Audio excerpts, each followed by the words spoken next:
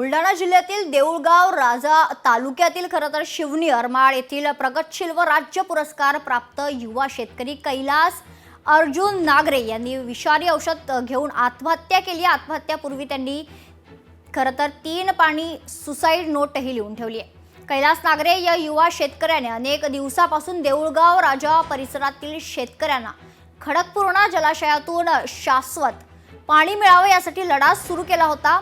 गेल्या डिसेंबर महिन्यात त्यांनी 10 दिवस अन्नत्याग आंदोलन देखील केलं होतं। मात्र परिसरातील शेतकऱ्यांना शेतीसाठी पाणी मिळत नसल्याने आत्महत्या करत असल्याचं त्यांनी आपल्या सुसाईड नोटमध्ये लिहिलंय। राज्याच्या मुख्यमंत्र्यांशी कृषी मंत्र्यांशी अनेकदा संवाद साधण्याचा प्रयत्न केला प्रश्नांविषयी, त्याला प्रतिसाद मिळाला नाही आणि शेवटी वैफल्यग्रस्त होऊन त्याने आत्महत्या केली।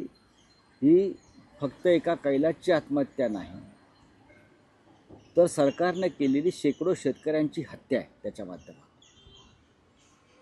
कैलासच्या आत्महत्येचं पातक या सरकारवर आहे आणि या सदोष मनुष्यवधाचा गुन्हा कोणावर दाखल करावा, कैलास यांच्या, त्याचा खुलासा राज्याच्या मुख्यमंत्र्यांनी करणं गरजेचं आहे।